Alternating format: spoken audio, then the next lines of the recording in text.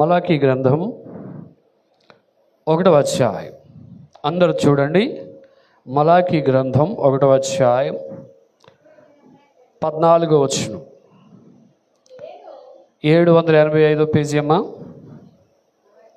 మలాకీ గ్రంథం 1వ అధ్యాయం 14వ వచనం.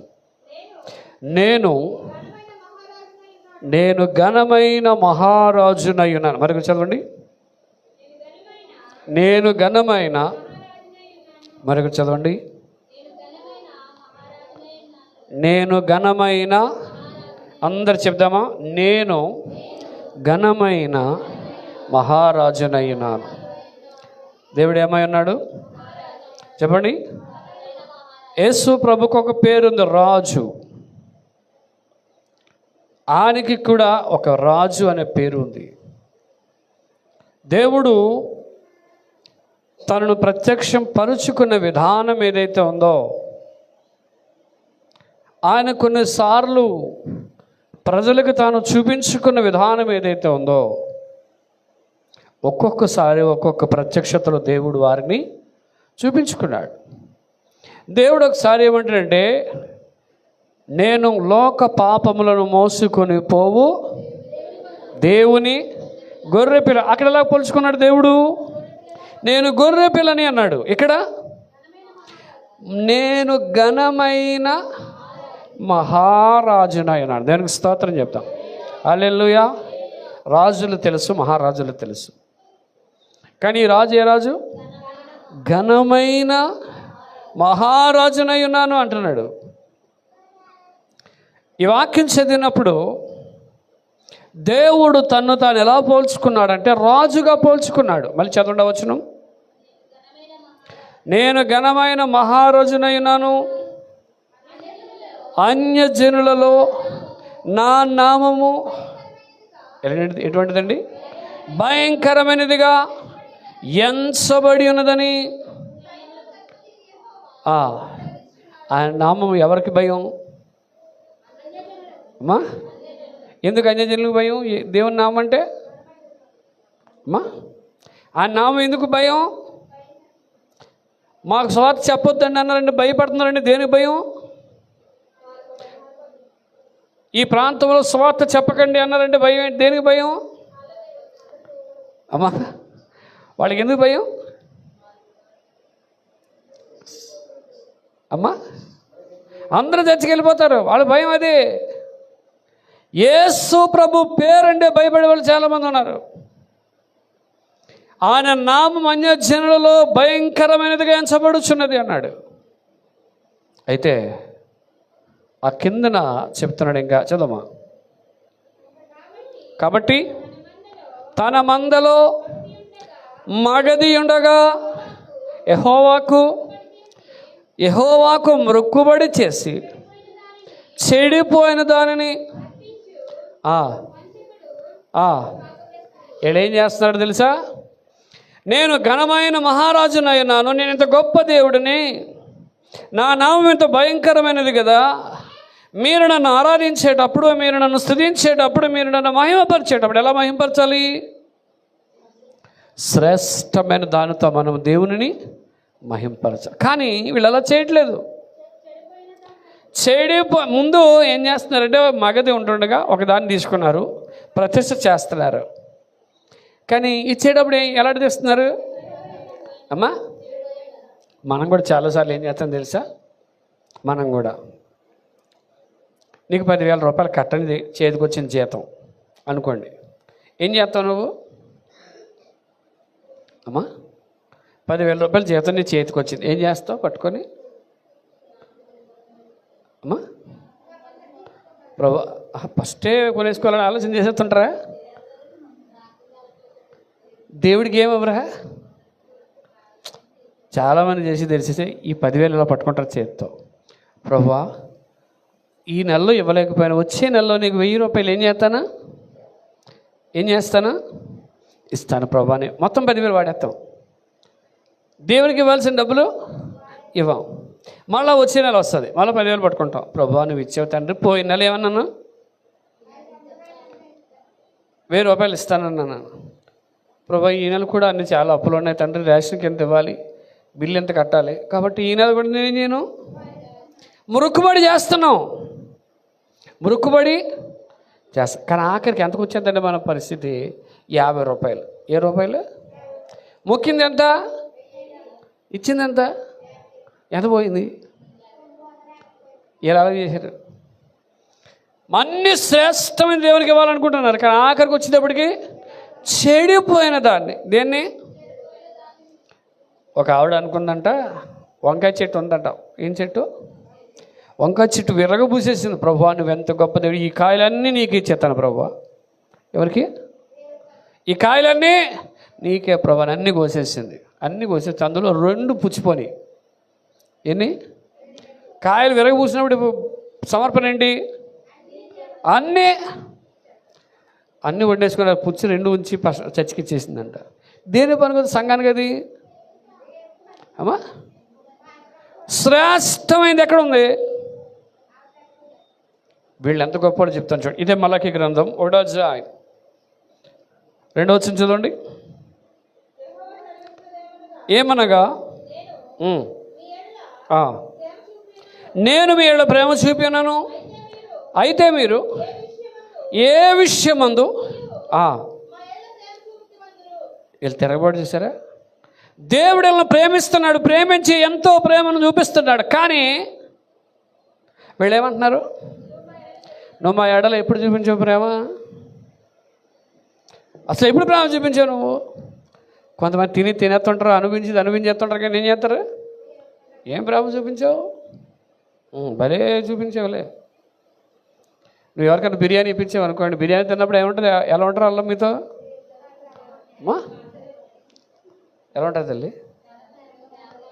ఇప్పుడు ఈ సహోదరి ఇంటి పక్కన ఉన్నారనుకోండి, ఈ సహోదరి ఎప్పుడు పలావ్ చేసినా సహోదరికి ఇచ్చేది. ఒకరోజు ఈ సహోదరి అనుకోకుండా పాపం ఏదో కొద్ది డబ్బులతో చేసుకుంది బిర్యానీ. ఈ సహోదరి ఎలా ఆలోచిస్తుందంటే, ప్రభు స్తోత్రం తండ్రి, నాకు కూడా పెడితే కానీ ఆవిడ పెట్టట్లేదు. ఎందుకు? ఆవిడ చేసుకుంది అంతే. ఇంట్లో 4 తింటే మిగిలితే, ఇప్పుడు మీరు ఎప్పుడైనా మిగిలితే ఎత్తారు అంతేనండి. మీరు పక్కలకి ఎప్పుడు పెడతారు చెప్పండి? ఎవరైనా కొద్ది కూర వేయమంటే ఏం చేస్తారు మీరు? వండిదని తీసేస్తారా? ముందు మనం తినాలా, మనకి మిగిలితే అప్పుడు చిన్న కప్పు గిన్నె ఉంటుంది, ఇంత కప్పు గిన్నె. ఎంత గిన్నె? ఎంత గిన్నె. అది ఉడికి చాలదు, బుడ్డోడికి కూడా చాలదు అది. సో ప్రాబ్లం ఏంటి? ఎన్నోసార్లు దేవుడు మనకు ప్రేమించి కనికరించడు, కానీ మనం ఏమంటున్నాం? ఏ విషయంలో ప్రేమ చూపించావు అంటాడు. నేను చాలాసార్లు కేడీపేట వెళ్ళినప్పుడు ఒక ఇంటికి వెళ్తుంటాను. ఆవిడ ఎప్పుడు చెప్పినా, ఏమంటే అయ్యారు మా ఆయనకి ఎంత రుచిగా వండినా నేను నప్పట్లేదండి, ఏటో నాకు అర్థం అవ్వట్లేదు అంటది ఆవిడ. ఎంత టేస్టీగా వండినా ఎవరు నచ్చట్లేదు, అలా ఆయన నచ్చట్లేదంట. నేను అన్నానమ్మా, ఈరోజు ఒక పని చేయి, ఈసారి అన్నం పెట్టేటప్పుడు ప్రేమగా వడ్డించు. నీ ఆహారం బాగాలేకపోయినా ఏమవుతుంది? అది ప్రేమలో అది కలిసిపోద్ది. ఆడికి ప్రేమ అంటే తెలిసేటండి అంట. ఈవిడికి ముందు చెప్పేస్తున్నాడు, ఆడికి ప్రేమ అంటే తెలియదండి అని. ముందు పైన కొంతమంది ఏం చేస్తారు, ముందే ట్రాక్ వేసేస్తారు. ఆడికి ఏం తెలదండి. వచ్చినప్పుడు ఏమంటే మంచిలు తాగుతారా, టీ తాగుతారా, అన్నం తింటారా అని అడిగాడు. ప్రేమగా చూపితే ఏం చేయడు అమ్మా ఉంటుంది. ఇశ్రాయేలు ఎలా తయారయ్యారంటే ప్రేమ చూపిస్తే ఏ విషయంలో నువ్వు ప్రేమ చూపించమంటున్నారు? 2వ చూద్దాం, 6వ వచనం. మలాకి గ్రంథం 1:6. కుమారుడు తండ్రిని ఏం చేస్తాడండి?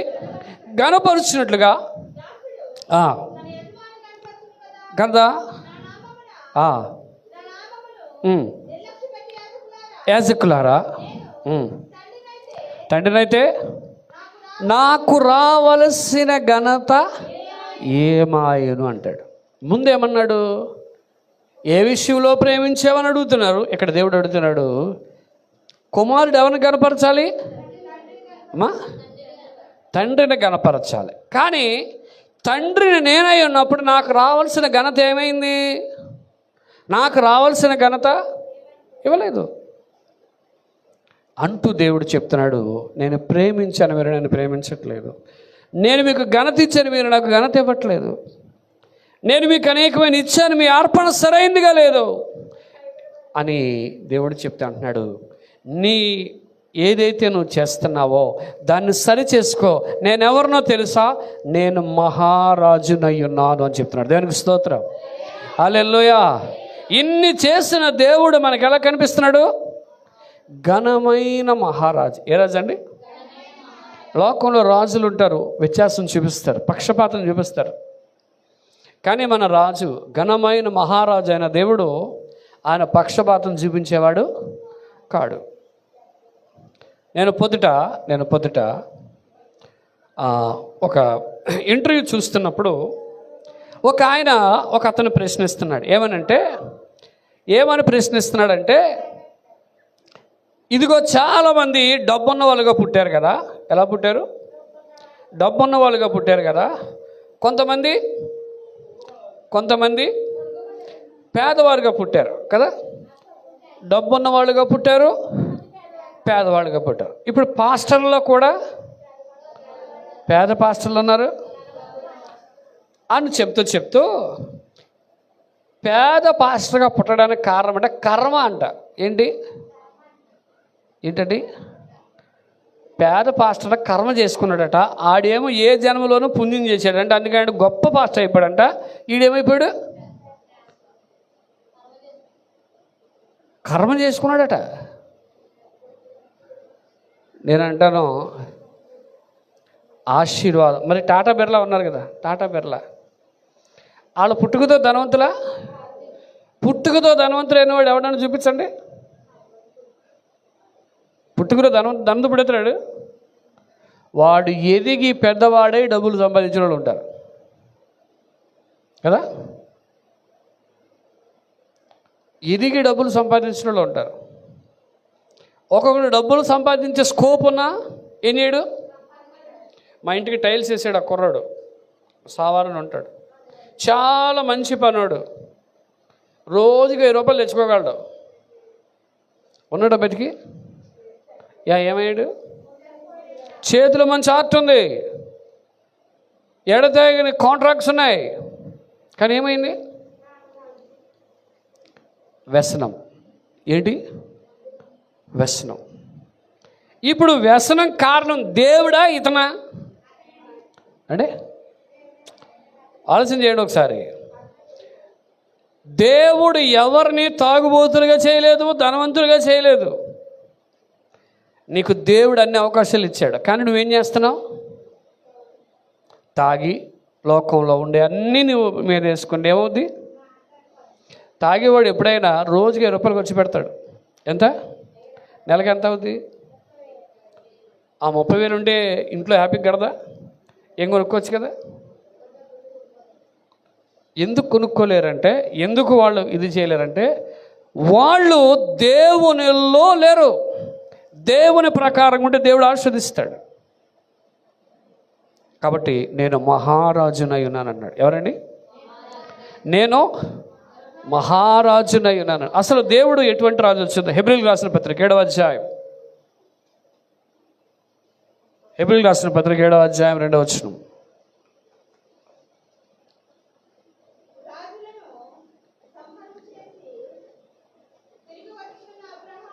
అబ్రహామును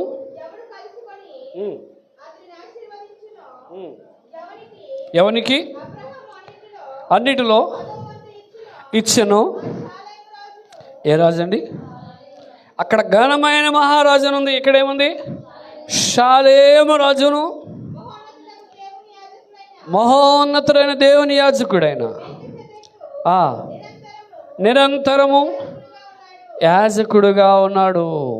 ఇతరట నీతికి రాజు, సమాధానమునకు అధిపతి. దానికి స్తోత్రం చెప్పండి.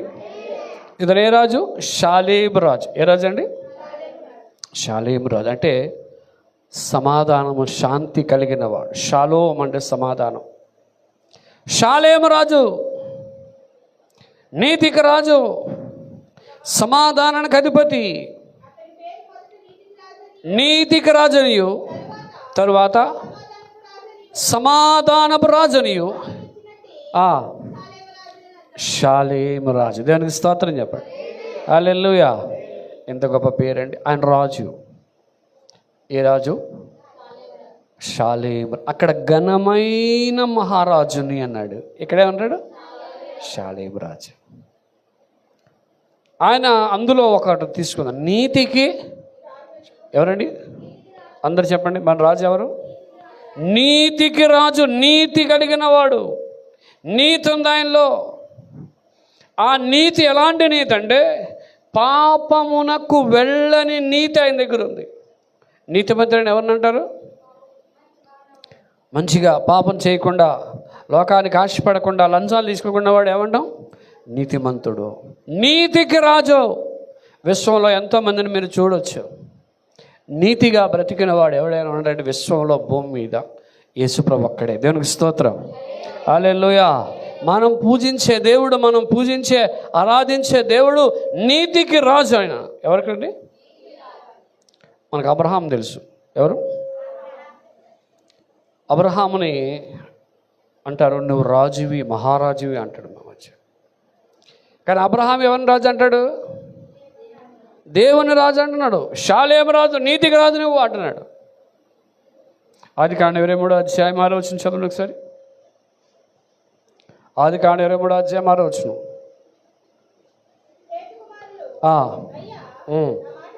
వినుము, నీవు మా మధ్య రాజువై. ఏమన్నాడండి? నీవు మా మధ్య రాజువై. అందరు చూడండి. డబ్బు ఉన్న వాళ్ళు మీరు ఏమంటారు? పూర్వకాలం ఏమనేవారు? మహారాజులు. ఏ రాజులు? మహారాజు అండో రాక మహారాజు. ఏ రాజు? మహారాజు అంటే పక్కన రాజు కాదు, మా రాజు. పూర్వం అంటే కొంతకాలం క్రితం ఏదో గొడవ ఆడుకున్నారు అనుకోండి, డబ్బున్న మహారాజులు వీరు అనేవారు. అనలేదా? ఎందుకని వారు అలాగా? డబ్బు ఉంటే ఆడు రాజే. ఇక్కడ అబ్రహాం కూడా ఏమంటున్నాడు? అబ్రహాంని ఏమంటున్నారు వాళ్ళు? మళ్ళీ చదువుమా.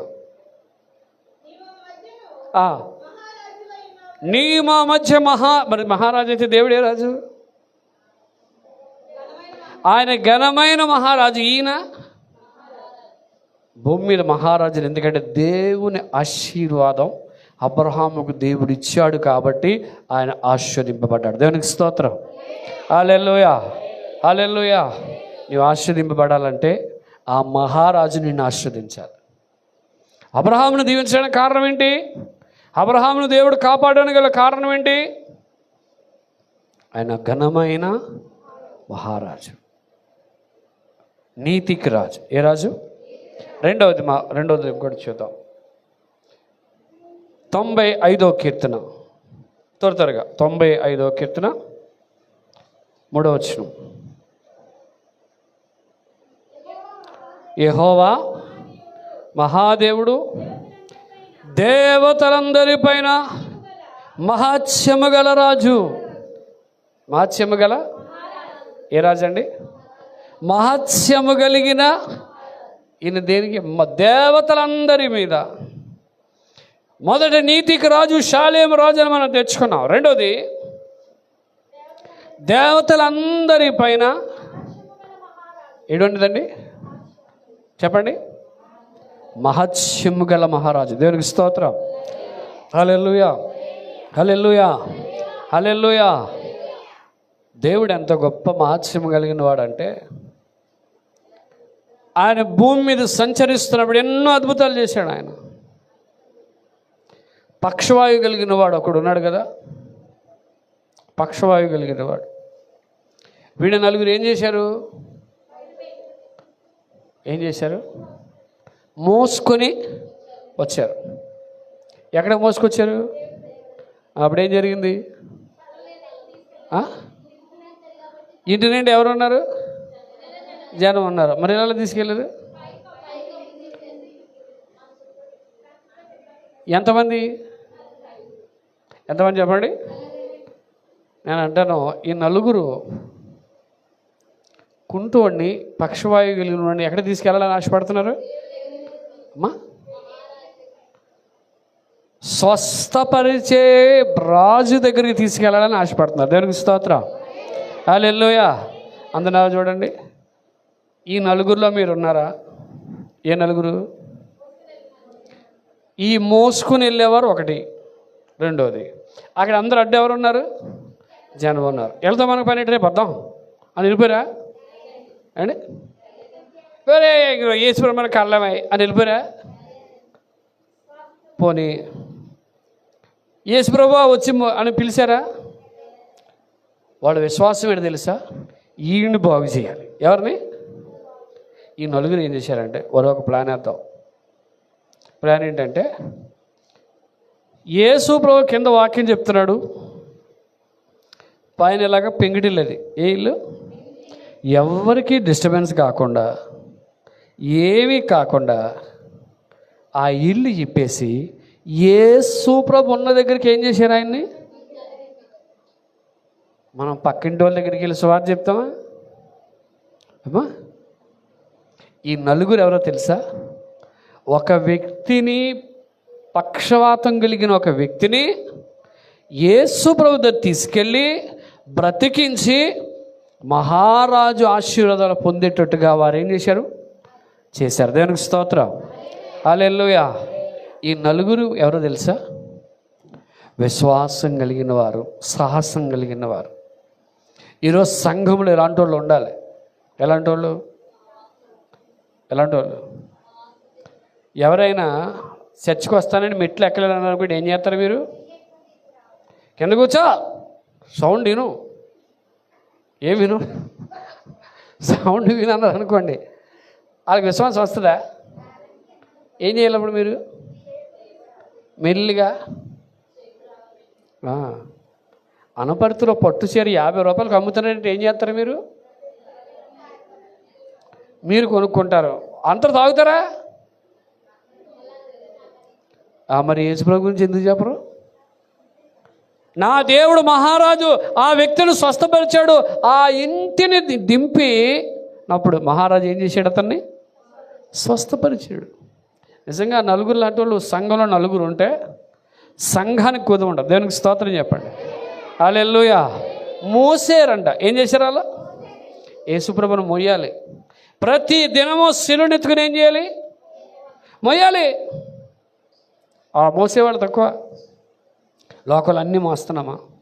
ఎవరైనా ఏదైనా వినకూడదు, జరగకూడదు జరిగితే మీ చెవిలో పడ్డదంటే పక్క వాళ్ళకి మోసేంతవరకు ఏమవుదో? నిద్ర అంటదో. మోసారు. మోయడమే కాదు, అడ్డంకులన్నీ. ఎన్ని అడ్డంకులు? మీకు ఒకటి చెప్తాను చూడండి. ఏదైనా దేవుడి పని చేసేటప్పుడు చాలా అడ్డంకులు వస్తాయి. దేవుల్లో ఉన్నప్పుడు ఏదైనా మనం అనుకున్నట్టు చాలా అడ్డంకులు వస్తాయి. అడ్డంకులు ఏం చేయాలి చెప్పండి? నేను చేయగలను, ఇది దేవుడు చేస్తాడని మీరు నమ్మండి, దేవుడు కార్యం చేస్తాడు. దేవునికి స్తోత్రం. హల్లెలూయా. నేను చేయలేను, దేవుడు కూడా చేయలేడు అంటే ఇంకేది ఏమవుతాం అమ్మా? ఈ ఫ్యాన్ తయారు చేశారు కదా, వీడు ఎందుకు తయారు చేసి ఉంటాడు చెప్పండి? ఆడు ఉడికెత్తిపోయి ఎలాగని ఏదో ఒకటి ఏం చేయాలి? అది ఆడు కనిపెట్టాడు. మరి మనం ఏం కనిపెట్టాం? మనం కనిపెట్టాం. ఏమైనా కనిపెట్టామా? తినేయడం, అదే ఏదో కనిపెట్టాం మనం. ఎప్పుడైనా కనిపెట్టావా? ఏం కనిపెట్టలేదు మనం. ప్రపంచ దేశాల్లో ఉన్నాడు అన్నీ కనిపెడుతున్నారు. మనం నిద్ర, తిండి, నాలాగెంత పొట్ట, నడలేక ఇలాగెలా నడుస్తుంటాం, ఇది కనిపెట్టాం మనం. ఈ నలుగురు ఏం చేసే తెలుసా? ఒక వ్యక్తిని రక్షలో నడిపించడానికి ఒక మార్గాన్ని కనిపెట్టారు. దేవునికి స్తోత్రం. మీరు ఎలా ఉండాలి తెలుసా? ఆ నలుగురిలో ఒకడు అయిపోవాలి. దేవునికి స్తోత్రం.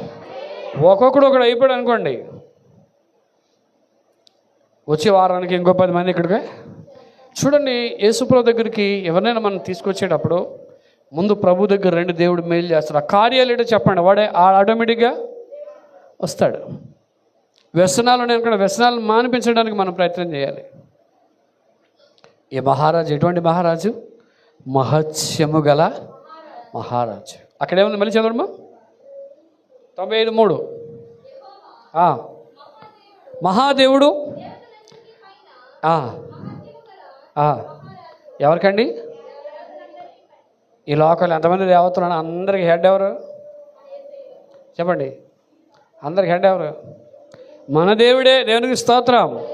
ఆ పక్కన 97:7 కూడా చూడండి ఒకసారి. 97 కీర్తన వచ్చును. పడుచు పూజించే వారందరూ సిగ్గుపడుదురు. సకల దేవతలో ఎవరికి చేస్తాయండి? గట్టిగా దేవుని స్తోత్రం చెప్పండి. మూర్తి చెప్పారు, చేతితో చెప్పలేదు మీరు. చెప్పండి హల్లెలూయా. అందరూ చప్పట్లు కూడా ఒకసారి. ఇప్పుడు నిద్ర వచ్చిన వాళ్ళు గట్టిగా చప్పట్లు కొట్టండి. నిద్ర వచ్చిన వాళ్ళు ఎవరికి రావట్లేదా? వెరీ గుడ్, దేనికి స్తోత్రం. ఎక్కడికి వచ్చాం? ఎస్, సకల దేవతలు ఆయనకు. మీకు బాగా చెప్తాను. ఒకసారి మందసాన్ని తీసుకెళ్ళి దాగోన దేవత గుళ్ళో పెట్టారు. ఎక్కడ? ఈ దాగోన దేవత గుళ్ళో పెడితే ఉదయానికి ఏమైంది? అది కింద పడిపోయి బోర్లా పడిపోయిందంట. దేనికి?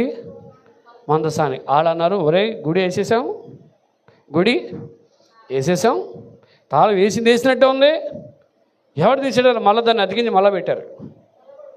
మళ్ళీ ఉదయానికి ఏమైంది?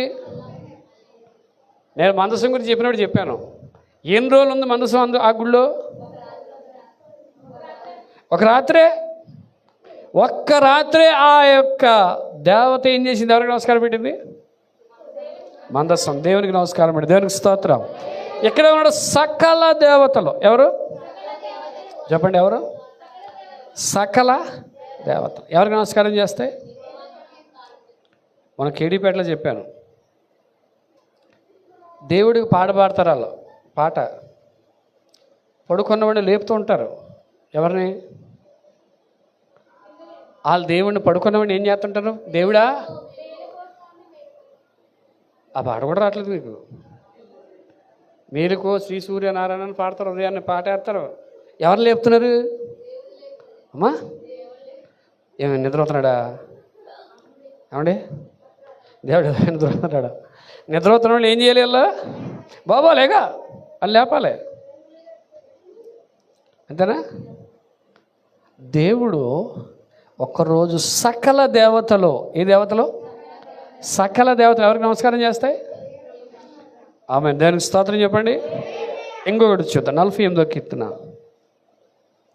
3వది. 48వ కీర్తన ఎన్ని చెప్పాను నేను? షాలేము రాజు అని ఒకటి చెప్పాను, మహాత్మ్యం గల రాజు 3వది. 48వ కీర్తన 2వ వచనం.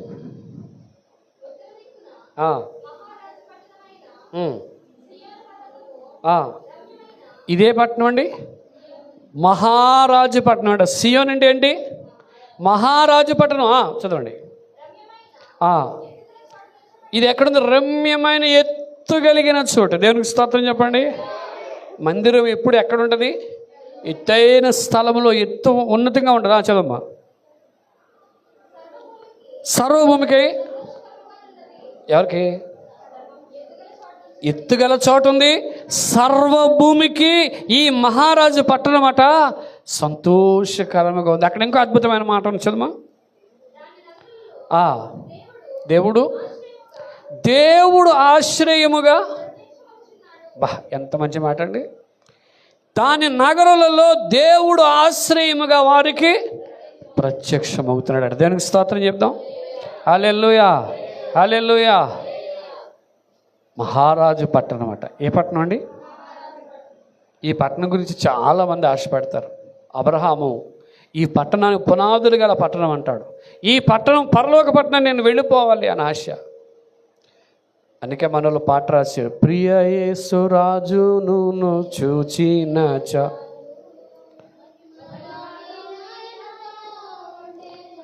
ఏ రాజు ఆయన? ప్రియ యేసు రాజు. మహారాజు పట్టణము. ఆ పట్టణానికి వెళ్ళిపోవాలని అందరూ తపన. యేసన్న గారు బతుకున్నప్పుడు ఒక మాట చెప్పేవారు, నేను చనిపోయిన తర్వాత యేసుబాదరికి వెళ్తే నాకు ఒక కోరిక ఉంది అన్నాడు. ఏంటను? ప్రభా నీ ఒళ్ళో కూర్చోవాలనుకుంటున్నాను అన్నాడు. అని ఆశ ఉందంట. ఎక్కడ?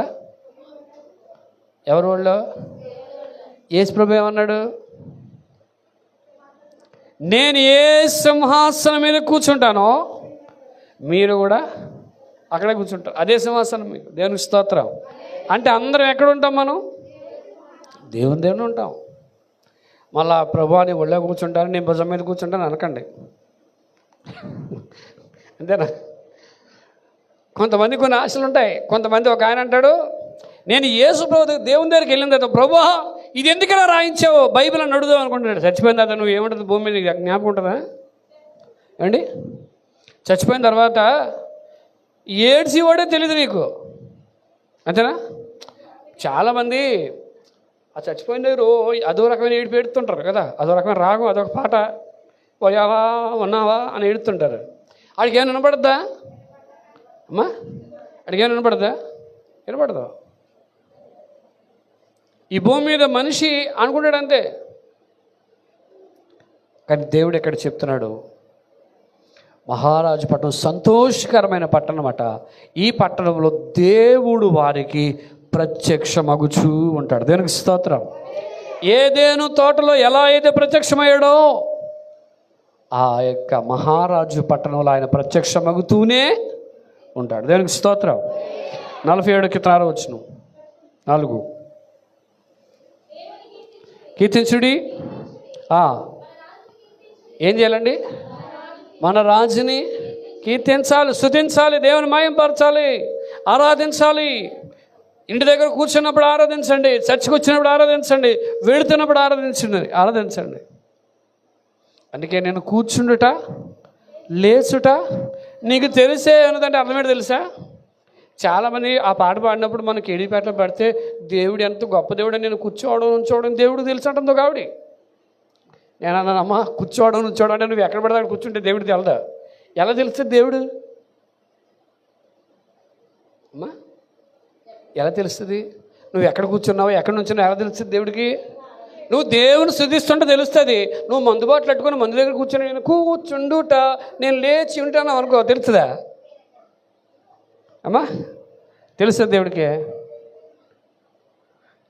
నీకు దేవుడు తెలియాలంటే దేవుని స్తుతించాలి. ఎక్కడంటే అంటే మళ్ళీ చదవమది, మన రాజుని కీర్తించుడి సర్వభూమికి మహారాజు రాజై ఉన్నాడని మీరు ఏం చేయాలి? దేవుణ్ణి కీర్తించాలి. దేవునికి స్తోత్రం. హల్లెలూయా హల్లెలూయా. నేను రాసిన పాటలు ఇదేమిటో, స్తుతింతును నేను స్తుతించిన పాట అదే ఈ కీర్తనే. మహారాజుని మనం ఏం చేయాలి? కీర్తించుట, స్తుతించాలి. దేవుడు మనకి ఇచ్చిన బాధ్యత తెలుసా? నేను దేవుడు ఏం అడగట్లా, ఏమడుగుతున్నాడు? నన్ను స్తుతించు, నన్ను ఆరాధించు, నన్ను ప్రార్థన. ఇదే దేవుడు అడుగుతున్నాడు. అందుకని ఏం అడిగాడండి మా? అందుకని దేవుడు ఏమని అడిగాడా?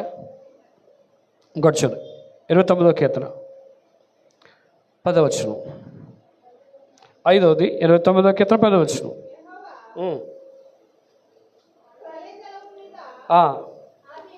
ఆసీనుడైను ఆయన ఎప్పుడు రాజుగా ఉన్నాడట? నిత్యము. అంటే అర్థం ఏంటంటే ఇక్కడ పైన కింద మీరు చదివితే ఆయన ప్రళయ జలం మీద ఆసీనుడిగా ఉన్నాడు. సృష్టికర్త అయిన రాజు. ఏ రాజు అండి? అన్నిటినీ సృష్టించిన దేవుడు. ఎంత గొప్ప దేవుడు. నేను మొన్న మా ఊరు వెళ్ళినప్పుడు కేడిపేటలో మా అన్నయ్య గారు మనవరాలు ఆ చిన్న పాప పుట్టింది. పుట్టిన తర్వాత ఫస్ట్లో చూసినప్పుడు చిన్న పసిగుడ్డు, ఇప్పుడు కొంచెం ఎదిగిన తర్వాత ఆ బిడ్డను చూసినప్పుడు ఆ కొళ్ళలు ఉంటాయి, పాల కొళ్ళు తెల్లగా ఉంటాయి. పుట్టినప్పుడు బాగా నల్లగా పుట్టింది. ఇప్పుడు ఏమైందో తెలియదు, తెల్లగానే వస్తుంది. అప్పుడు నా దగ్గర రమ్మంటే వచ్చిన తర్వాత ఆమె ఐఫై అంటారు కదా, ఐఫై అంటే చేయి కొట్టదు కదా, ఆవిడ ఐఫై అంటే చేతితో కొట్టదాం, బుర్రలా పెట్టి ఇరగల్లో పట్టుకుంటుంది. అంతనే ఐఫై కొట్టు తాతయ్యకి అన్నారు అనుకోండి, ఇలాగండు ఇలాగ పెట్టుకోడు. అప్పుడు ఆ యొక్క స్థితిని చూసినప్పుడు ఆ కళ్ళు కానివ్వండి, ఆ శరీర ఆకృతి కానివ్వండి, దేవుడు సృష్టించిన దానిలో నుంచి దేవుడు అన్ని అవయవాలను దేవుడిచ్చాడు. దేవునికి స్తోత్రం. హల్లెలూయా. ఆయన సృష్టికర్త. ఎవరండి?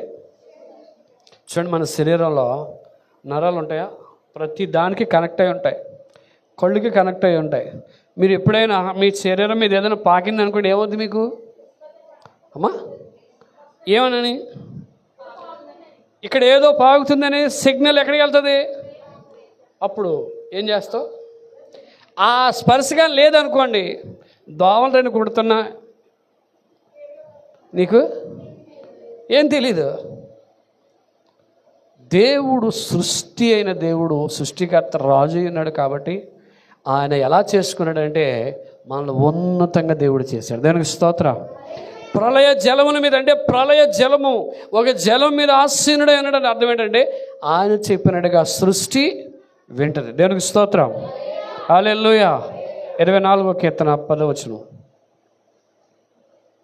24వ కీర్తన 10వ వచనం. మహిమ కలిగిన ఈ రాజు ఎవడు? యెహోవా. ఆయనే మహిమ గల రాజు, బల శౌర్యము గల యెహోవా అని. ఈయన ఎటువంటి దేవుడు అంటే, మహారాజు అంటే అర్థం ఏంటంటే బల శౌర్యము కలిగిన వాడు. దానికి స్తోత్రం. హల్లెలూయా. అంటే దేవుడు కార్యం చేసే దేవుడు, అద్భుతాలు చేసే దేవుడు. మనకెందుకు అద్భుతాలు జరగట్లేదు? మనం ఇంకా దేవుని సరైన వారిగా ఉంటే దేవుడు మన జీవితాల్లో అద్భుతాలు దేవుడు చేస్తాడు. ఆఖరిగా ఒకే ఒక వచనం చదువు ముగించుకున్నాం. ప్రకటన గ్రంథం 19వ అధ్యాయం 16వ వచనం.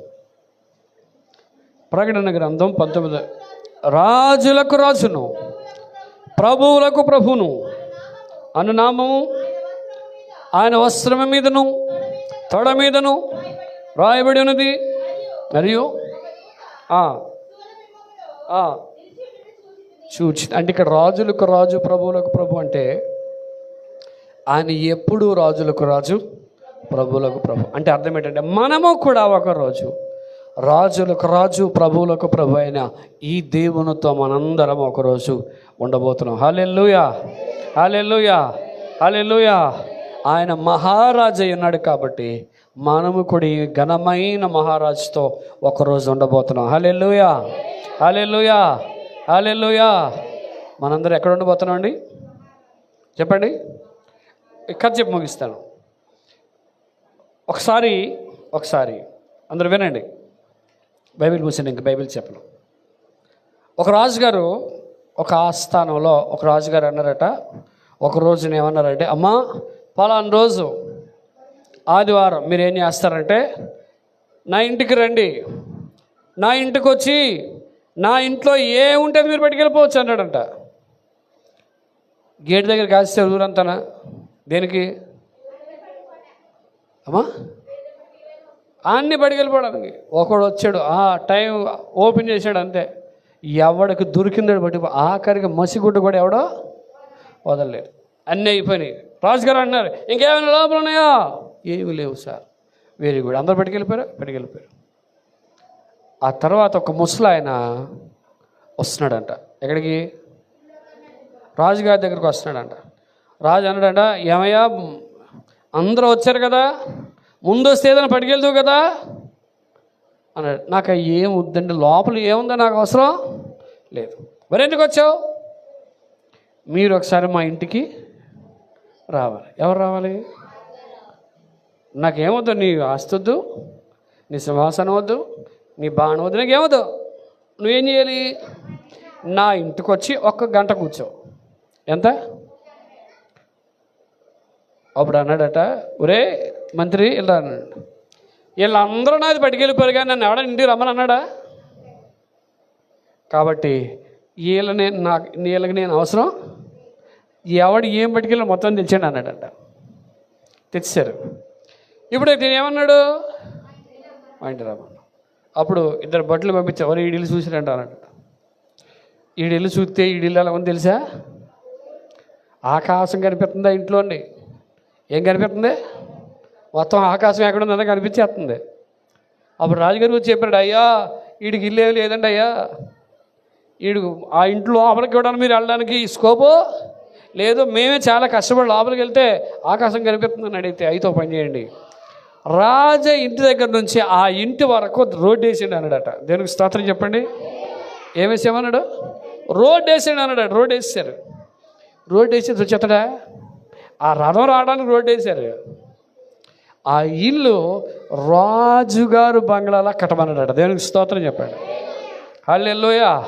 ఆ రాజ బంగ్లాలా కడితే అందులోకి వచ్చి గంటసేపు కూర్చొని వెళ్ళిపోయాడు. దేవునికి స్తోత్రం చెప్పండి. మన రాజు ఏ రాజు తెలుసా? మహారాజు. నువ్వు ఆహ్వానిస్తే ఆయన ఆశీర్వాదాలన్నీ తీసుకొని నీ దగ్గరికే వస్తాడు. దేవునికి స్తోత్రం. కానీ దాన్ని గుర్తించలేని మలాకీలో ఆ ఇశ్రాయేలు ప్రజలు గుర్తించలేకపోయారు. కానీ మనం గుర్తించాలి. ఆయన ఘనమైన మహారాజు అన్నాడు. దేవునికి స్తోత్రం. హల్లెలూయా. ఈ ఘనమైన మహారాజు మీ ఇంటికి వచ్చును గాక. ఈ ఘనమైన మహారాజు దేవుడు మిమ్మల్ని అందరూ దీవించి ఆశీర్వదించును గాక. అటు ఇటుగా దేవుడు కృప చేయును గాక. ఆమేన్. అందరూ లేచి నిలబడతాం.